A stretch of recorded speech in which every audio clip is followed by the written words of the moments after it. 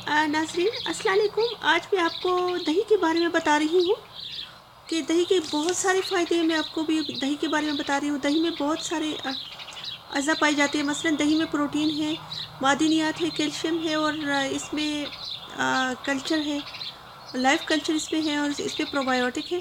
तो ये आपकी हड्डियों और दांतों के लिए बहुत ही अच्छा है और ये ग़ज़ा को हज़म करने में बहुत अहम किरदार अदा करता है।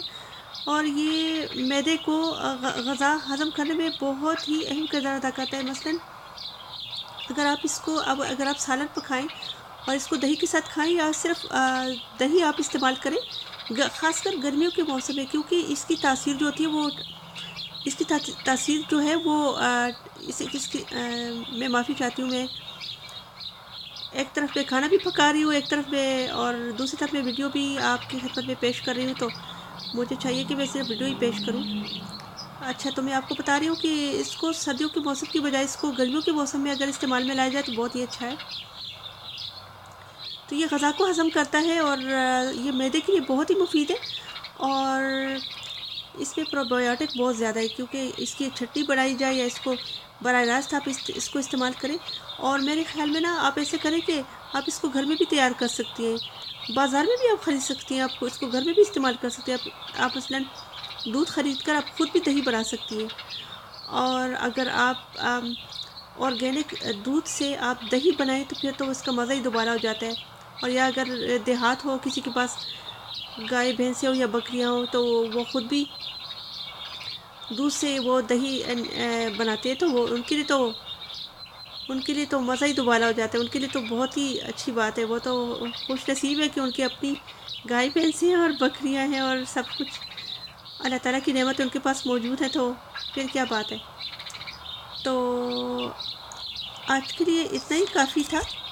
मैं आपको इसके बारे में बता रही थी। और इससे लोग कढ़ाई भी बनाते हैं, मसलन बेसन और दही से बाज़ लोग कढ़ाई भी बनाते हैं। तो और इसकी अगर चटनी बनाई जाए तो पुदीने के साथ, तो जो मैं पिछले वीडियो में मैं इसके बारे में बता चुकी हूँ। अगर इससे लस्सी बनाया जाए तो उसके और फ़ायदे, अगर इसको आप बराह रास्त खाएँ तो इसके और फ़ायदे हैं। तो इसको रोज़ाना इस्तेमाल में अगर आप लाएँ गर्मियों के मौसम में ख़ासकर, तो आपको बहुत ही ये फ़ायदा देगा। और मैं तो सर्दियों में बिल्कुल ये इस्तेमाल नहीं कर सकती, क्योंकि फिर मुझे ज़ुकाम हो जाता है। तो जिन लोगों को ज़ुकाम की शिकायत ज़्यादा हो या एलर्जी की शिकायत हो, तो वो हज़रात इससे दूर रहें, क्योंकि फिर अक्सर छींकें आती हैं और बलगम ज़्यादा बनता है। तो मेरी तो ये कैफ़ियत है कि मैं एलर्जी में बिल्कुल ये इस्तेमाल नहीं कर सकती। और सर्दियों के मौसम में तो मैं बिल्कुल इसको इस्तेमाल नहीं कर सकती। तो इसलिए आप जिन लोगों को एलर्जी और ज़ुकाम की शिकायत है, तो वो प्लीज़ वो मुहतात रहें।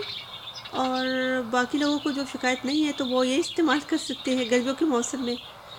तो इंशाअल्लाह ताला मैं आपकी खिदमत में और भी वीडियोस पेश करूँगी। तब तक के लिए इजाज़त। खुदा हाफ़िज़।